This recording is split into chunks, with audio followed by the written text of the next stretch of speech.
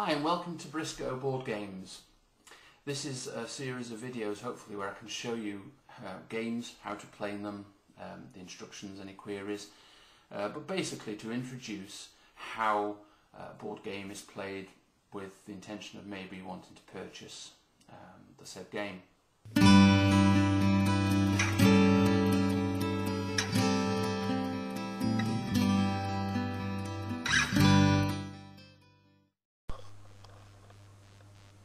There are some treasure cards,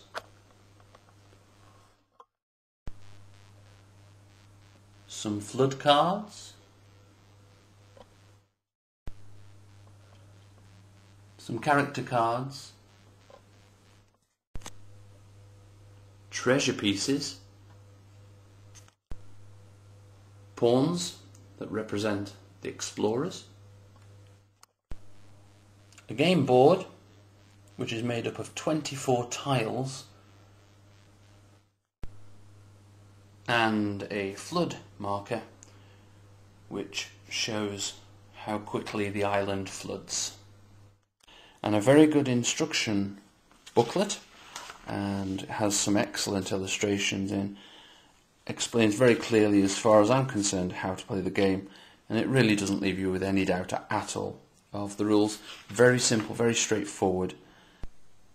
So how do you play the game and place them in this particular order? There are many variations onto this, and you can find those on Board Game Geek, which shows a different layout on the table. This is a pretty good layout, and that's how we start the game. We then look at the two decks to the left of the playing board, and we see the treasure cards and the flood deck, and I've just put them roughly alongside. You can see the treasure pieces on that side, but we've got the cards there.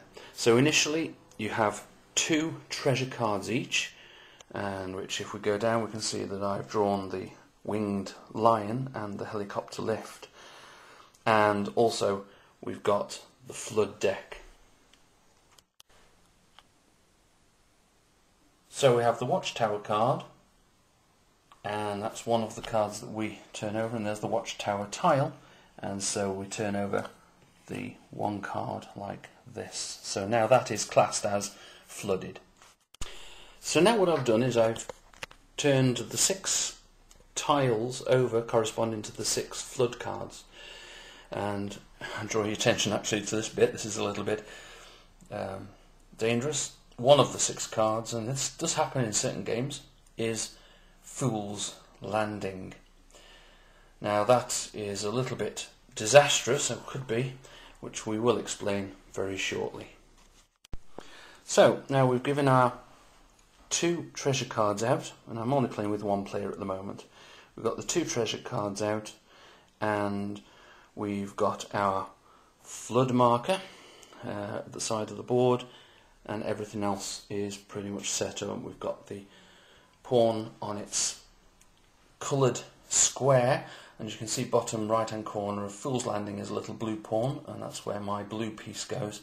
As you can see, there's one there with the black pawn in the bottom right corner on Iron Gate. So that's how we set it all up. 6 tiles are turned down, they're flooded, and the object of the exercise is to go around collecting treasures and getting back to Fool's Landing, and whoever has the helicopter lift card, and again there is the helicopter lift card at the moment, can use that card to take off with everybody aboard the helicopter to safety.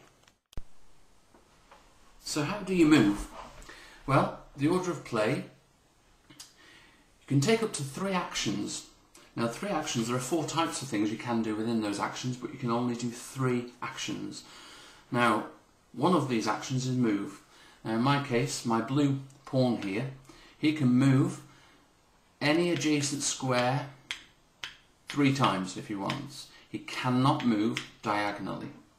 That's one of his actions. He can decide to use one of the 3 actions to shore up part of the island. Now he can do that either by turning over the pieces already on, or one of his 3 moves.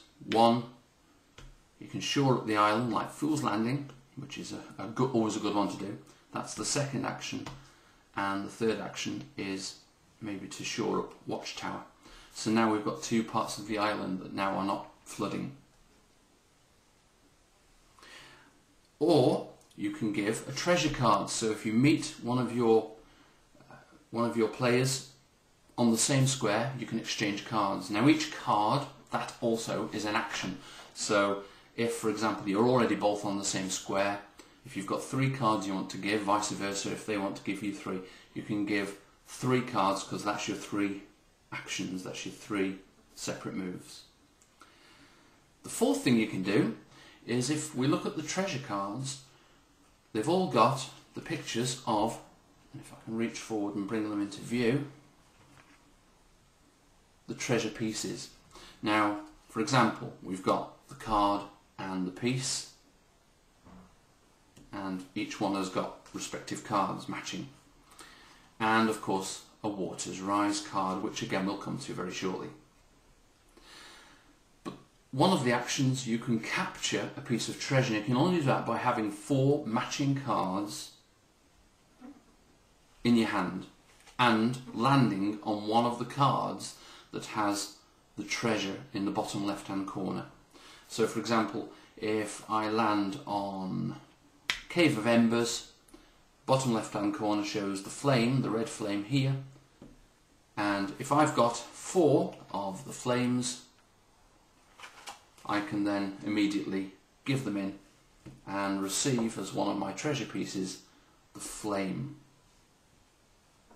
When you've taken your actions, your second part of your go is to draw 2 treasure cards. Now you can draw 2 treasure cards, but you must always discard down to 5. So if you've already got 5 cards, you can draw 2 cards, but you must get rid of 2 of those cards. Now you may find that when you draw one of the cards, it turns into a Water's Rise card. Now that is bad. That is very bad indeed, because I'm very straightforward. This game, this is what I love about this game, everything is self-explanatory, and even the cards tell you exactly what to do, so you don't really get confused over what the next move is. Water's Rise card tells you, first thing you do, move the water level up 1 tick mark. Now we take our water level marker, and in this case we move it 1 tick mark up. Now that's bad, because what it's actually done, where the lighter shade of water is on the card and it's got a 2 there, we're now into a slightly darker area. We're going into deeper water and it's a 3. Now that means that the next part of the go, where you draw the flood cards, instead of drawing 2 flood cards, we draw 3. Very bad indeed. Second part of Water's Rise is shuffle the flood discard pile and place it on top of the flood draw pile. So we take all the flood cards that were discarded and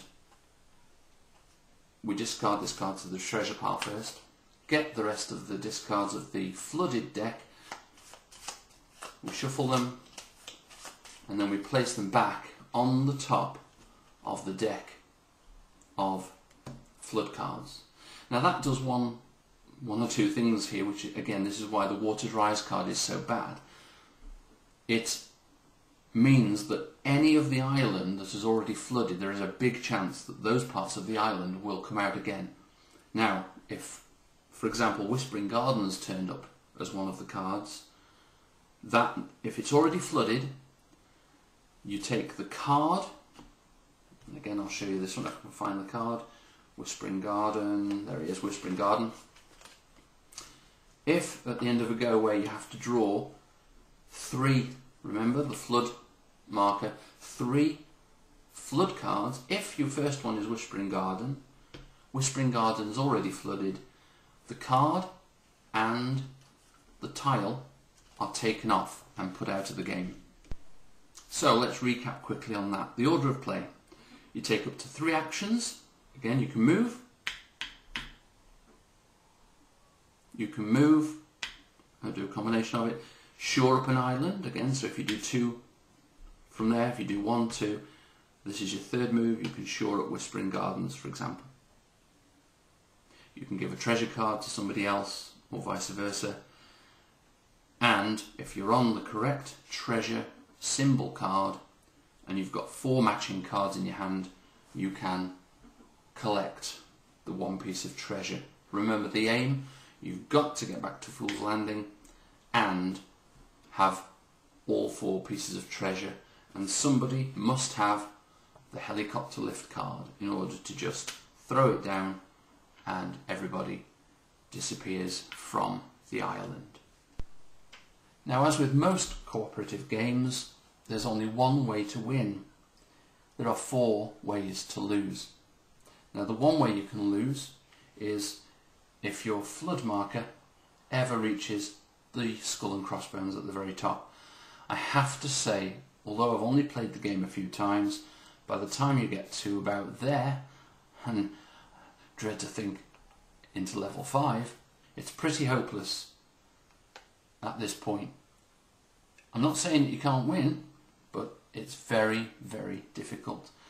So I've never really got any higher than this, and by that time I was done for anyway. But that's one of the ways of losing. The other way is if you draw a card and it's Coral Palace, and for example if Coral Palace was flooded already and then it's taken out of the game with the card, you put them aside, and your man is in the water. If he cannot get, remember you can't go diagonally, if he cannot get to another area, then the game is over. Fool's Landing, again, we said at the beginning, if Fool's Landing is flooded and then suddenly disappears, there is nowhere to go to. You cannot get to Fool's Landing and take off because, of course, that part of the island has disappeared. And finally, the 4th way to lose the game, the treasure pieces. If you ever find, in this case, we've got, I'll just bring them into view, these 2 cards which have the same symbol on the bottom corner. If either of those sinks, it's better to try and get to the other one, because if they both sink, you cannot claim this treasure and you lose. Well, that's Forbidden Island. I personally think it's a really good game. It's very simple. It's not got the depth of a pandemic, ghost stories even, but it is a very good game. It's very tense. Constantly you're feeling that you're trying to get off the island, you're trying to get to the right tiles, you're trying to meet the right people to swap treasure cards, and it always seems like as you get 1 step ahead, you're going 2 steps backward because suddenly 2 or 3 more parts of the island are sinking. And gradually, as the flood marker goes higher and higher, the island is sinking even more. Very rare can you win this, especially if you're on the hard levels. I can't imagine you ever doing that on the hard levels, but with the way that the cards are, sometimes you may get a bit of a lucky break, and there are a lot of people who just don't like luck in a game. Personally, I think that just keeps you on your toes a little bit more, and it means that when you get something that's going against you, you've then got to start reassessing where you are, what you're going to do, how you're going to get out of it, and when you get out of that situation, that gives you even more of a boost. So I personally like that sort of thing in a game.